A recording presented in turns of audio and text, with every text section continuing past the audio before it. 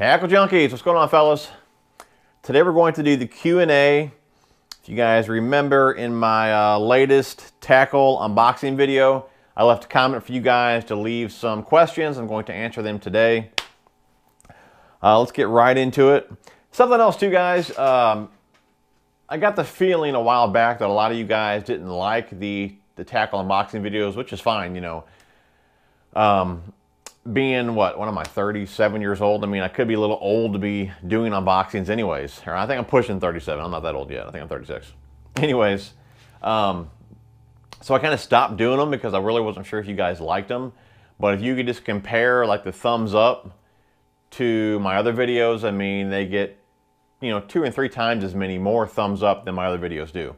So I'd appreciate it in this video if you guys really, truly let me know if you like those videos. Because, guys, I got plenty of other orders I could be unboxing for you guys if you really want to see those videos. But I just have, you know, I got the feeling that you didn't want to. So really let me know down below. All right. So anyways, Q&A. First question is from Ben Ludwig. Hopefully I didn't say your name wrong. What's the best way to work a lipless crank in open water? Let me grab one real fast.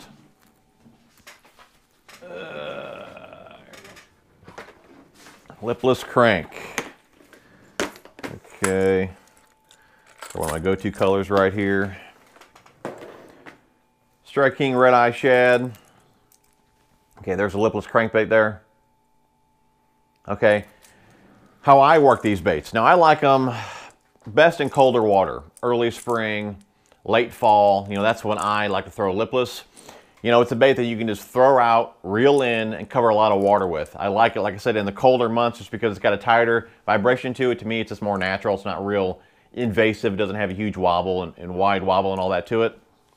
So again, I like the lipless in colder water. But, you know, I just let the pound test and what height I hold my rod determine how deep it's going to go. So if I want to keep it really shallow, like early spring, and even early fall, you know, when the fish are moving up and all that, you know, I'll use like 15 to 20 pound mono, and I'll keep my rod tip up. That way the bait's really only going a foot or 2 below the surface. If I want it to go deeper, you know, maybe, I don't know, 4, 6, 8 foot, something like that, I'll use a lighter pound test fluorocarbon, like 12 or 15 pound test fluorocarbon. Even 15 pound in Seagar and Vizex has a really small diameter, so you can get away with a heavier pound test. But I'll use that 12 to 15 pound test fluorocarbon, keep my rod tip down towards the water, and just kind of slow roll it, and that'll keep the bait lower in the water column, you know, in that 4, 6, 8 foot range, again, depending just how low you keep your rod and how slow you're reeling it. But, you know, for me, throw it out, reel it in, is pretty much all I do with it. It's a bait that I'll just cover a lot of water with and try and find the fish. So that's how I would work a lipless crankbait. Next up. All right, next up we have from Fishcraft. What's the best platform to sell fishing tackle on? I did a video on this a while back. Bass Baits Buy and Barter on Facebook. I'll link them down below. That's where I sell majority of my tackle. If I'm not selling it on there, I'm just selling it to friends. You know, I post it on Instagram, Facebook, things like that. But if I had to pick one page to sell it on, it would be Bass Baits Buy and Barter. All right, this is from, let's see here, JDog4636. Tackle Junkie, how's it going, man? I hope you've been doing great lately. Doing really good, bud. Thanks for asking. Anyways, my tournament trail is coming up next spring, and I was just wondering if you were going to try anything new for this year. Maybe something you've not thrown a lot in the past. Thank you for your hard work. Much appreciated, buddy. Really, probably what I'll go with, it really, okay, it depends more on water clarity, because I used to throw like the Kitex and things like that a lot years back, but seems like each year that goes on, the lakes that I fish get more and more dirty. But recently, before we just got all this rain, now they're back to being really dirty again. We just had an algae bloom. I mean, there was dead shad everywhere. Couldn't see but a few inches. But before that, you know, like a month or so ago, when I was catching 20, 30 fish at a time, you know, a bunch of keepers and all that, the water was really clear. And I got to think, I got a mud bottom, so it's hard to really get any depth just how far you can see down. But if I go to a rock bank, you know, I could see the last rock, you know, 3-4 feet down in some spots. It's still, like I said, it still has that muddier stained look to it, but you could still make it out with, you know, your sunglasses on and all that. You can make out that last rock in that few foot range. So when the water was clearing up more, I really started throwing, actually I got one right here. You guys have seen me show this bait enough in the past, but the Kitex, okay, 4.8 Kitex here. See if I can turn it around here. Okay, I used to throw these all the time, then I stopped throwing them just because, you know, the water was so dingy and all that. But now that it started to clear up, I started throwing more of the swim baits. So I'll continue to do that next year as long as the water stays somewhat clear. And flukes is another thing. You know, I used to throw flukes a ton, but actually just got this order in the other day. I used to throw flukes a lot, then kind of got away from it again because I feel it's more of a visual deal. But now that the water's clearing up just a little bit, I'll start throwing flukes more often. These here are the bruiser baits, rad shad. I got turned on to these baits from Mystery Tackle Box. Absolutely love them. The caffeine shad is what I used to throw the most. I don't really care for zoom all that much. So this is another great bait here. As far as the fluke style bait goes, you know, I just like bluegill colors, shad colors, and something for the more of that dirtier water. This one here is going to be killer for me. Silver shiner, black back, all that silver flake in there. But that's what I would say I'm going to start throwing more as long as the water clarity continues to clear up just a little bit. You know, I'll throw more swim bait type baits, you know, and flukes, things like that. You know, maybe even some harder swim baits. Again, we'll just see how the water clarity changes from year to year. But good luck on your tournament trail, bud. Alrighty, let's see here. From Skeeter93. What's up, big guy? I am starting bass fishing and was wondering what's a good platform to start with? What rods to get, what tackle to get, just to get me started so I can start to build up tackle and learn. Okay, let's see here. Now, I'm not big on spinning gear, but it would really determine what bait you like to throw. If you're more of a finesse guy, then you're going to need a spinning rod. Me personally, when I started out, you know, it was really a tube was one of the first baits I started with. But we'll scratch that. I think if you're just starting out, I'm going to say a ribbon tail worm, a Cinco, spinnerbait would be, you know, if I could just pick two, man, just pick two baits, I'm going to say a Cinco and a spinnerbait. Something that you can just toss out, you know, the Cinco around laydowns, stumps, open water. You can wacky rig it, Texas rig it, Nico rig it if you wanted to. I would say definitely the stick worm. Like I said, yeah, you know, I'd probably go with something heavier that's got more salt in it, like a Yamamoto Cinco or a Yum Dinger. That way you can throw them weightless. If you go to the Exo Stick, there's not much salt in them. You cannot really throw them weightless that well. But if you're going to put them on a wacky rig, that's a good option. But just to throw weightless, Texas rigged, wacky rigged, you may want something with more salt, like I said, the Dingers or the Yamamotos. But you really can't go wrong with the stick bait. And like I said, spinnerbait is something you can throw out and just cover a lot of water with.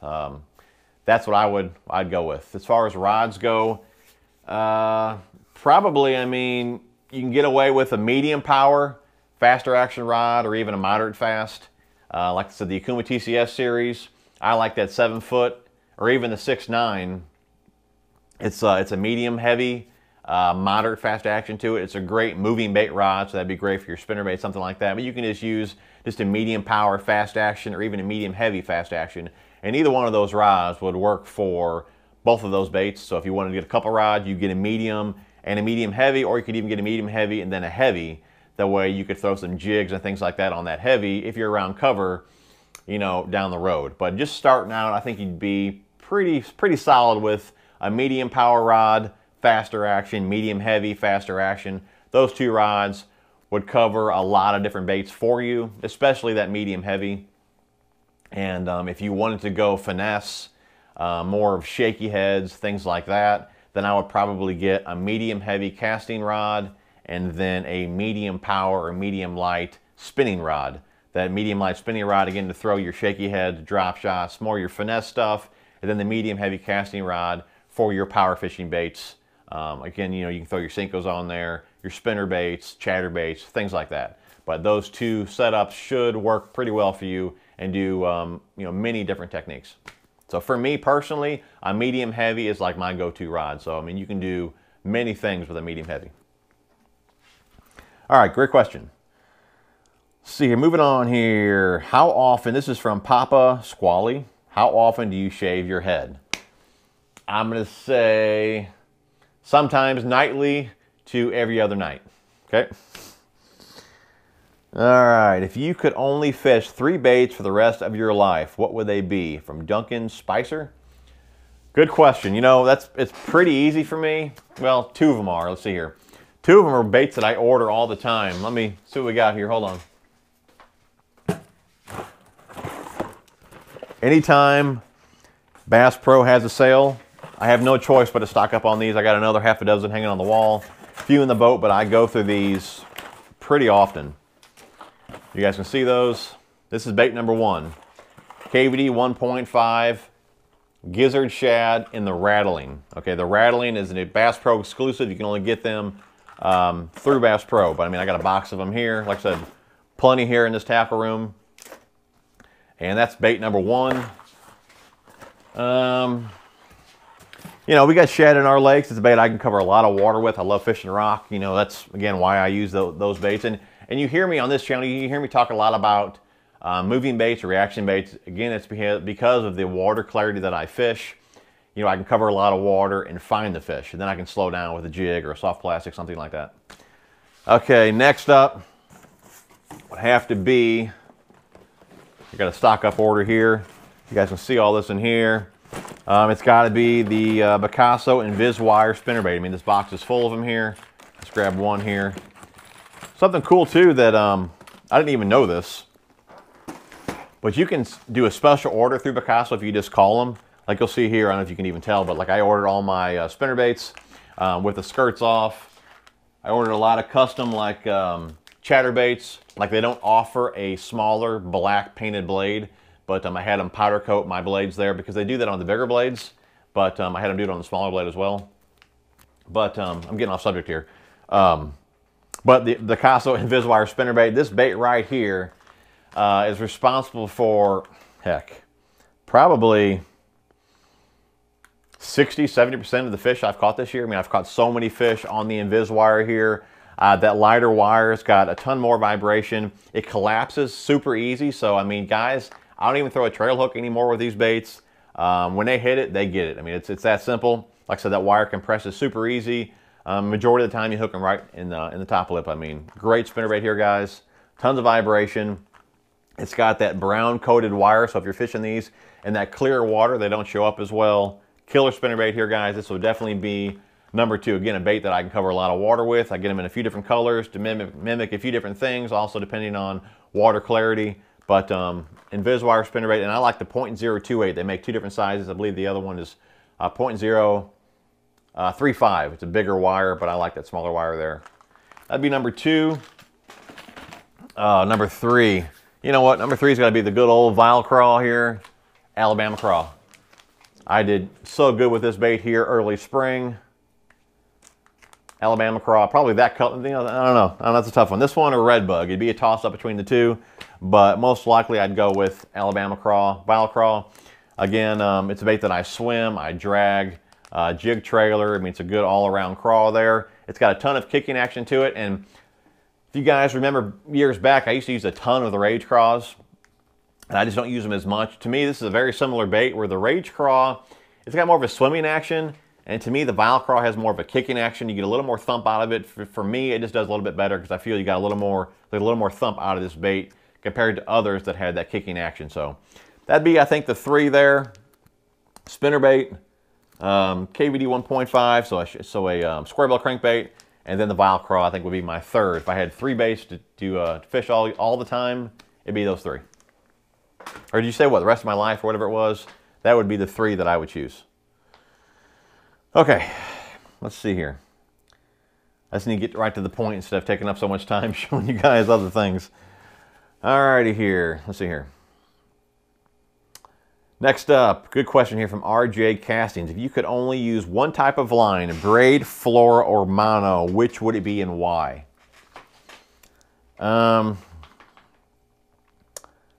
Great question. I'm going to have to go with mono. You know, braid, I tell you what, guys, I bet I didn't even spool up like one reel this year with braid.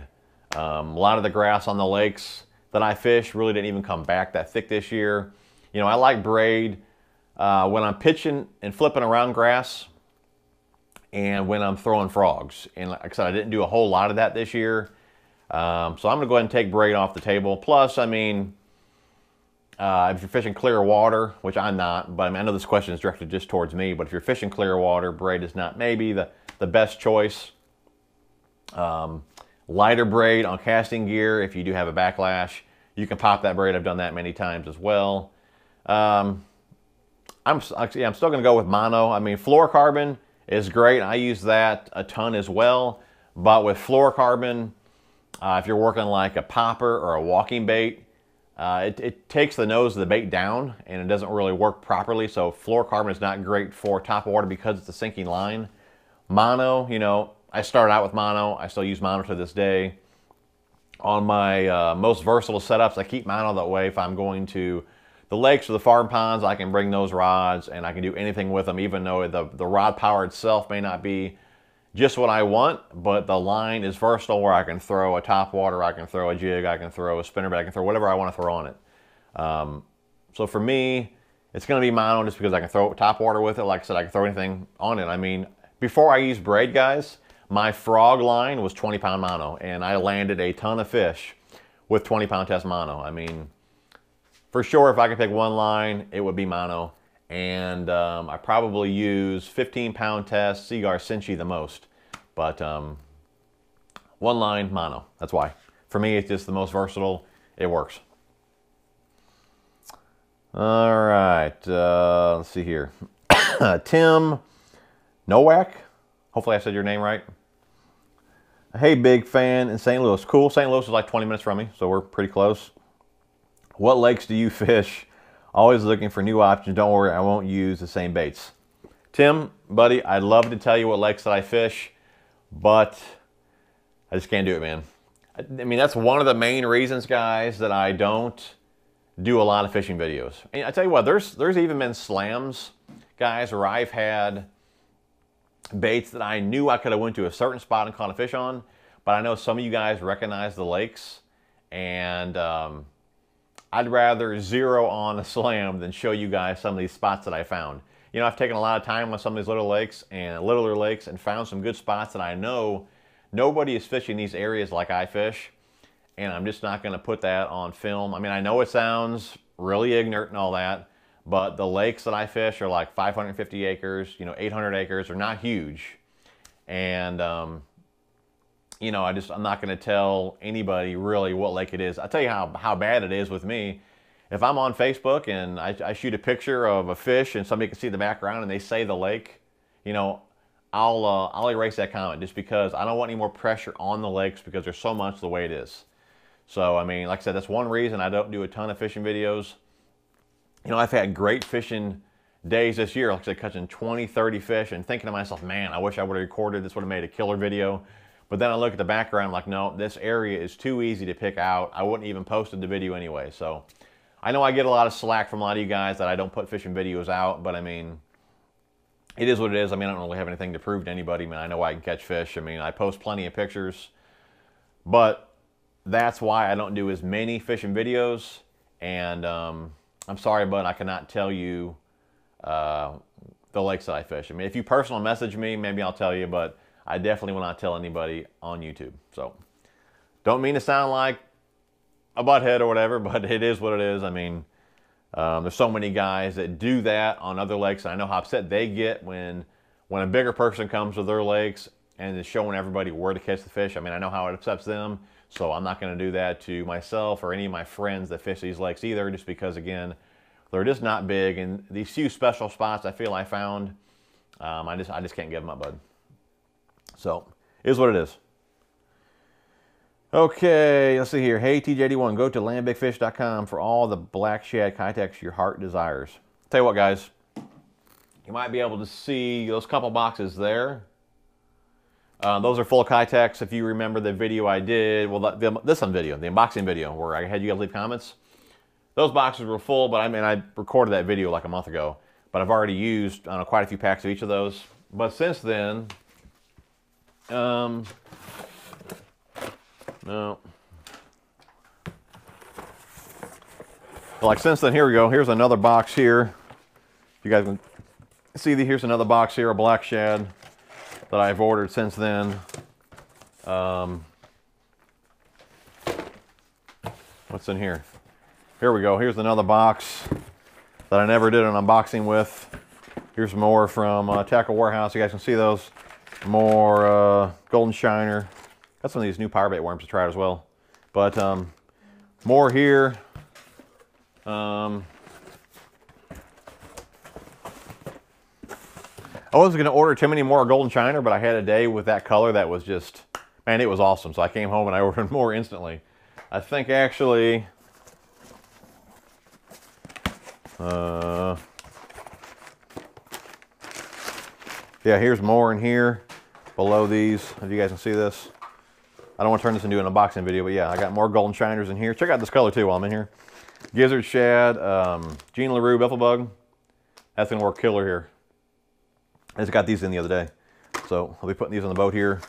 Probably soon done with this video. But anyways, the point I was making there is I got plenty of the Kitex. And somebody made a comment too, you're never going to use all those. I mean, say I got 20 packs of each color. 20 packs of silver shiner, or golden shiner, 20 packs of black shad and all that. Well, on a good day, if you're really catching them, even if you're not, I mean, some of the tails get ripped off pretty easy by bluegill and smaller fish and all that. But if you have a good day where you're on some fish, you know, I'll use a pack or two.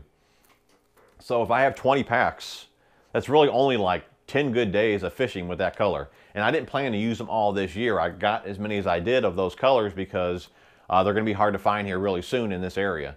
So, you know, that may last me, or those may last me a couple seasons. You know, I didn't buy them all just to collect them. You know, I plan to just use them as I use them, and hopefully they'll last me a season or two, and I can find some more. I'll just keep picking them up because those two colors get bit on the lakes that I fish. So anyways, appreciate the heads up there, but if I need more, I'll definitely check that out. All right, this video is way too long already. We'll do just one or two more here. I'll try and do them fast. Or it might even be a two-parter. See, I'd love to see a video breaking down the swim jig, spinnerbait, and chatterbait. When to throw which. Conditions, one excels over the other.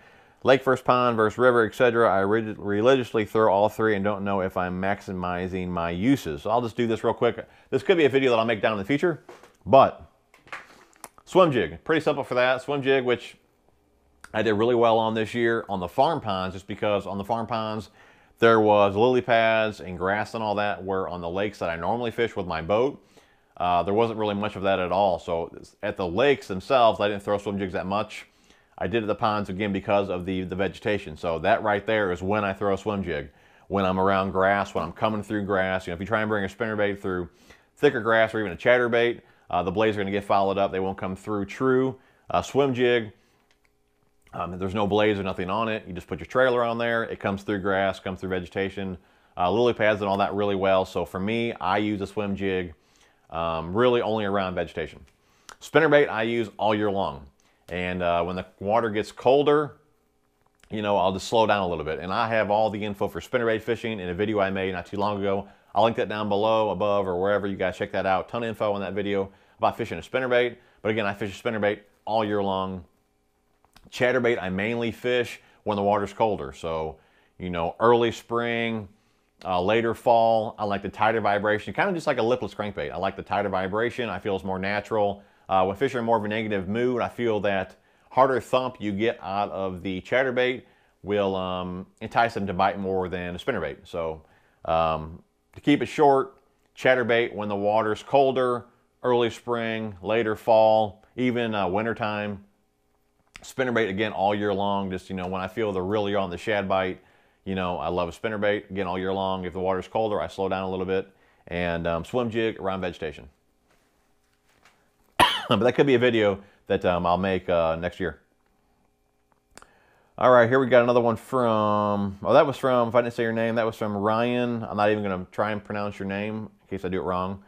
But good question, Ryan. When would be the best conditions to throw topwater baits? From Ricky French Jr. Tell you what, now in fall, okay, when the bass have moved the shad up shallow and they're blowing up shad, blowing up on shad, all day long, you can throw a topwater even in sunny conditions. But the best time to throw topwater is in low light conditions. So early morning, late evening, even during the summer, if you got some shade pockets and all that, you can throw topwater, in the shady areas. But like I said, right now when fish are super active, blowing up on shad, even a bright sunny day, you can still get away with throwing topwater. When you see them schooling, throw a topwater popper or a walking bait, something like that. Even a buzzbait is great. Over that school, and most likely you'll get hit. But typically, if I'm going to throw topwater, it's going to be low light conditions, early morning, late evening. Alrighty, next up we have from Thomas Sanchez. What size hooks do you use for your various sized Kitex? 4.8 is what I use the most, and really the only size that I Texas rig. That there is the 4-aught. That's the owner beast hook, and that's an 1/8 ounce weight. Okay, I'll put a 5-aught mustad in them as well. So 4 to 5-aught on my 4.8s. You know what? I got another order in here not too long ago. Stocking up on these heads. Let me see if I can find these heads in here real fast. I'll show you. Let's see here. Here's it's a 2-aught, 2-aught, 3-aught. Okay, here we go. Here's what I'll use. Okay, so if I'm going to Texas rig a 4.8, it's going to be a 4-aught hook or a 5-aught hook. Most likely that 4-aught. If I'm going to toss the 3.8, I just feel it's too small to Texas rig. When you put a 3-aught hook in it, you take away a lot of the body roll that it has. So if I'm going to throw a 3.8, most likely I throw it on a jig hook with a 2-aught hook in it. That one right there. That's a Picasso. Like I said, it's a 2-aught hook. It works great for the 3.8s. And if I'm going to do that rig as well on a 4.8, I'll use a 3-aught. But typically, if I'm going to throw the 4.8, it's going to be Texas rigged, and the 3.8 will be on a trailer for, I probably got one in here too. I think I ordered some more of those. Got to be a trailer for like a little underspin, something like that. Or I'll do these for schooling fish, the little 2-aught with a 3.8. So that's what I do with those. Let's see what we got here. All right, Connor K. Is it really worth it to buy more expensive hooks like Trocar when you could buy a lot more cheaper hooks like VMC? Okay, I'm not a huge fan of Trocar. I believe that tip rolls over too fast. If I'm going to buy one hook brand, and I'm not affiliated with Mustad at all, if I'm going to buy one hook brand that's going to be Mustad, I feel overall they have the best hook selection as far as styles go. Their hook points stay pretty sharp. I mean, they come sharp and they stay pretty sharp. They don't roll over as easy. Gamakatsu is good as well. I just prefer the Mustads. And as far as VMC goes, for me personally, they're not as sharp as I'd like them, right out of the package. I don't want to have to start sharpening hooks either. I believe for an extra $1 or so, I'm sure you can get a pack of Mustads. They could even be close to the same price. But I mean, I don't feel Mustad is too expensive. I feel it's a great all-around hook brand. Like I said, all different sorts of sizes and hook styles and all that. Me personally, I'd go with Mustad. I just never cared for how sharp the VMC hooks were. So. But if they work for you, again, I'm not down in VMC. Just for me personally, I want a sharper hook. I like the Mustads. And the last one here, Jacob Miller. Have you ever fished for smallmouth? I have not. The few lakes that I fish do not have smallmouth in them. It's kind of funny. The one park lake, though, where I caught my PB, it says on the sign there that you can keep smallmouth in there, like 15 inches or something like that. So apparently there's smallmouth in there. I wouldn't think there would be, but it says on the sign. And I've been fishing that lake for years. When I'm not on my boat, my days off or whatever fishing, usually before work. I mean, I fish, you guys only think I fish like every once in a while. I mean, I fish like all the time. Before work, I'll go to the park lake and fish. And like I said, I've been fishing that lake for years, ton every week. and I've never ever caught a smallmouth out of that little lake. So I really don't believe they're in there. And like I said, the other lakes that I fish do not have smallmouth in them. So no, I've never fished for smallmouth really, and I've never caught one. So that is on the bucket list. I'd like to do that one day, go somewhere just to target smallmouth. But mainly I'm a largemouth guy, and that's it. So guys, I believe I answered all the questions that have replied to my comment. And hope you guys enjoyed the video. I may do one long video, I may not. It's 30 minutes here. We'll just see how my editor can split this up, or we'll just leave it one long video. But anyways, guys, you guys are awesome. Smash that thumbs up button. Thanks for watching, guys. We will talk to you soon.